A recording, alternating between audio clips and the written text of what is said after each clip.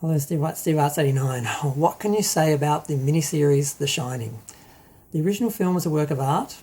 It did deviate from the story, and Stephen King did not like this. He was never happy with the film, how far it went. I mean, he appreciated it as a film on its own, but his story, he felt like it had kind of been defiled on some level. And they changed how the relationship between the dad and the scenario and everything. So Stephen King had the idea to produce his own version, or someone came to him and wanted to produce a miniseries version of the film where they obviously would have, I think it's 4.5 hours, to go through and really flesh out the characters more and go through more of the story and keep it truer to the book. And also they wanted to film in the actual hotel that Stephen King stayed in, the Stanley Hotel, where he had the nightmare that inspired the film, inspired the novel, which inspired the film. So it's kind of fascinating to see them shooting there and seeing what it looked like. But it's not a scary hotel. It's not a scary miniseries. It's not dark, it's not atmospheric, it doesn't have any vibe about it. Now, one of the criticisms that he has, of course, is how Kubrick treated the character and the family in the film. And if you're going to go and try and show how wrong he was, you need to produce a film that's just as strong stylistically or atmospherically. That would be very difficult, although it is easy to copy someone after they've, originated something. So this film has no atmosphere. It's just, everything's just shot like regular TV. It's like watching an episode of Family Ties. And the film, the hotel itself is so warm with all the natural wood and everything. At no point is it ever scary. And the kid is awful. He can't act. His mouth always hangs open with the same expression. And I don't know how this kid got the role. I don't know how. I mean, his parents must have been really connected because he cannot act. He's awful. Rebecca De Mornay is great. Steven Weber is interesting, an interesting choice. He's not ever scary or interesting. He's a good actor, but he's just not. He's not Jack Nicholson. He's not that Jack Torrance. And the story itself is very similar. Basically, he goes up, he gets the job, they go up. There's a few scenarios that are a bit different. Basically, it's the same thing. It's just a lot more of what we got in the other film before it gets to the point where he realises, he becomes possessed. And there was some issue with the original film. Was he possessed? Was he delusional? Was he imagining things? In this film, he's clearly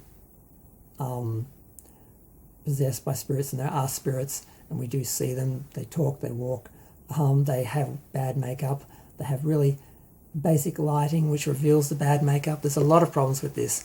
But it's still fun to watch. After seeing it, once you get past the bad parts, it is still fun to watch in a sort of Sunday afternoon, needing to fill 4.5 hours with something a little creepy sort of way. And that's usually how I watch this. This year, because I normally watch it each year, sort of like a winter Stephen King marathon, horror marathon. But I did end up watching it in the evening, and I wasn't paying too much attention because I was doing other things. I really meant to watch it during the day, but I just ran out of time. It's such a daytime movie. There's so many scenes outside in the snow, which is all bright and white, and they shot on location, but they still didn't manage to make it scary or have any atmosphere about it. The main character unravels fairly organically, but eventually he becomes the hero. He didn't flush out the boiler or whatever he's supposed to do once a day, and he forgot about this, and so did the spirits. But Danny realised, and he told his mum, "Look, we could just the boiler is going to destroy the building and the ghost and everything. We just need to get out." The guy who came back, oh my God, I'm forgetting his name. Mr. Halloran. Yes, gosh, I can't believe I forgot his name. He actually survives. He gets beaten, but he survives, and they all escape in the, not all of them, the mother, Wendy, Danny, and the cook.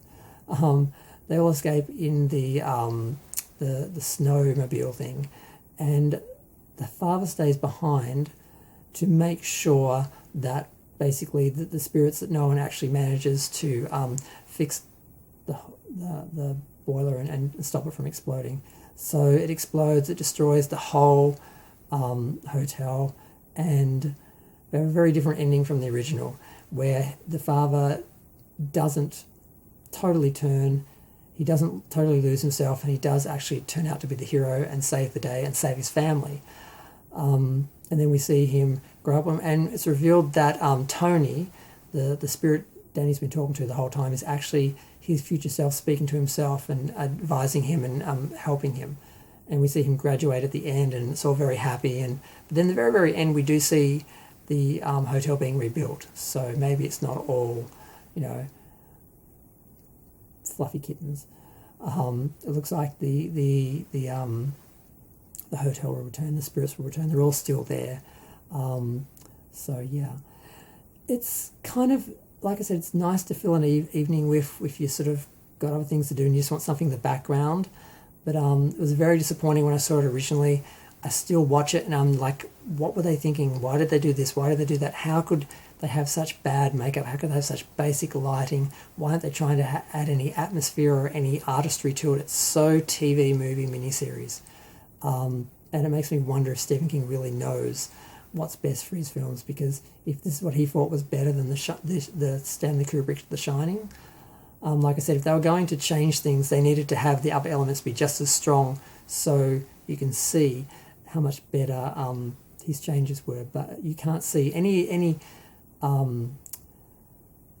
things that work better in this version are just lost amongst all the things that don't work. But I'm going to go. Feel free to share, like, comment, subscribe. Let me know what you think. I don't want to complain too much, but like I said, it's still sort of fun to watch once you sort of know what it is. But I'm still surprised. And the original, of course, you can watch forever, eternally. It's mesmerizing. And I'm going to do a proper review of that, but I want to talk a bit more intelligently about what the film means, because there's a lot of ideas about what the film means and a lot of people talking about it and a lot of videos and theories and that. I want to sort of explore those a bit before I actually do a review of The Shining. Because, of course, I watched The Shining the night before I watched this. But yeah, I'm going to go. Thanks. Bye.